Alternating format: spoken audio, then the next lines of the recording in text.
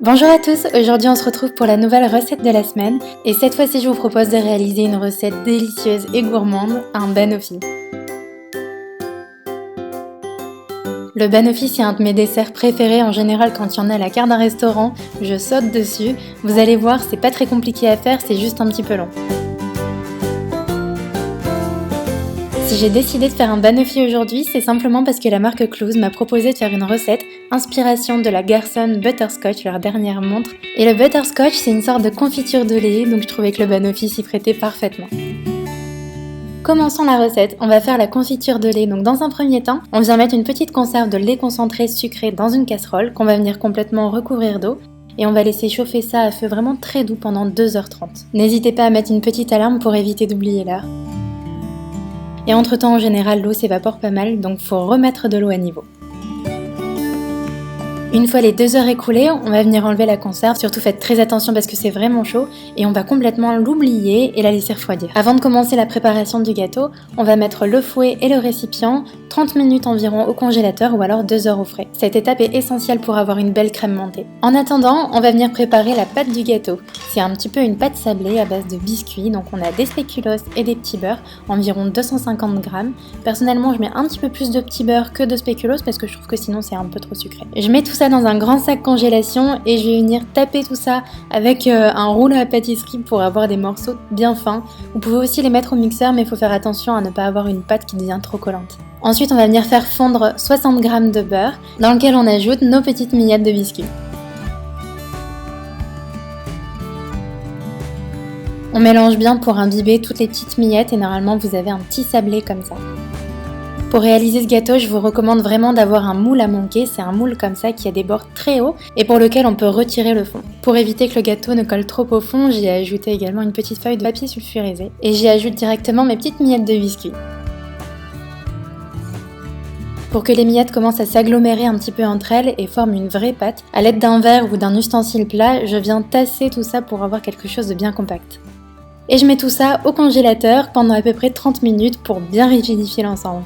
J'en profite également pour sortir mes ustensiles afin de préparer ma crème montée. Donc je verse dans mon récipient 1 litre de crème liquide, vous pouvez aussi prendre de la crème liquide spéciale crème montée pour être sûr de ne pas la rater.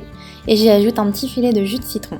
Alors là j'ai un robot mélangeur mais vous pouvez tout à fait le faire aussi avec un batteur manuel, il n'y a pas de souci. Faites juste un petit peu plus attention parce qu'en général avec un batteur manuel ça va beaucoup plus vite et vous risquez de transformer votre crème en beurre. Donc quoi qu'il en soit je vous recommande vraiment de rester devant votre crème comme ça vous voyez parce que ça monte vraiment très très vite et il suffit d'un petit peu trop longtemps pour que ça soit un peu granuleux et vraiment pas très bon en goût.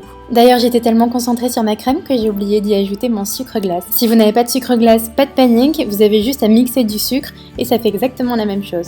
Donc j'ajoute mon sucre et je viens remélanger ma crème avec une maryse. Honnêtement, il n'y a absolument aucune différence à l'ajouter maintenant ou alors avant. Il faut juste bien mélanger pour que le sucre s'imprègne partout. Commençons nos petites découpes, donc je viens couper 3 bananes. C'est mieux d'avoir des bananes plutôt mûres parce qu'elles ont beaucoup plus de goût. Donc je les coupe à peu près de cette dimension, pas trop fin, pas trop épais.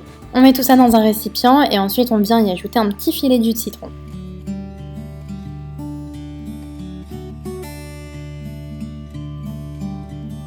On peut maintenant sortir la pâte du congélateur et on va venir y ajouter notre confiture de lait.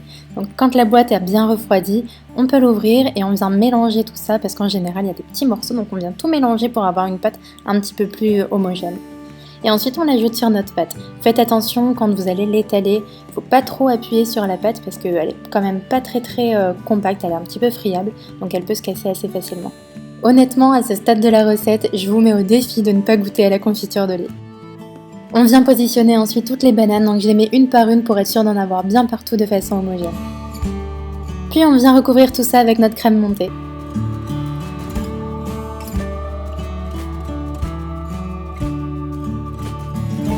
Pour avoir un fini un petit peu plus soigné avec ma maryse, je vais venir racler comme ça tous les bords afin d'avoir quelque chose de bien net. Puis pour la décoration et aussi le côté gourmand, je viens râper 2 gros carrés de chocolat noir par-dessus. Puis on laisse le gâteau reposer au minimum 3 heures au frais avant de le ressortir pour pouvoir le démouler. Personnellement, j'avais laissé mon gâteau toute la nuit pour pouvoir le déguster le lendemain.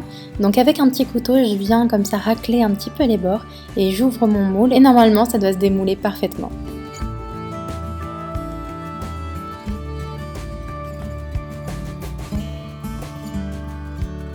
Pour servir le gâteau, la pelle à tarte est vraiment indispensable parce qu'encore une fois, le gâteau en dessous est vraiment très friable, donc c'est un petit peu délicat. Et voilà pour la recette de la semaine, j'espère qu'elle vous aura plu. Comme d'habitude, dites-nous si vous l'avez reproduit, si vous l'avez aimé. Et enfin, merci à Klaus de m'avoir inspiré cette recette. Je vous dis à très bientôt pour de prochaines vidéos. Bye!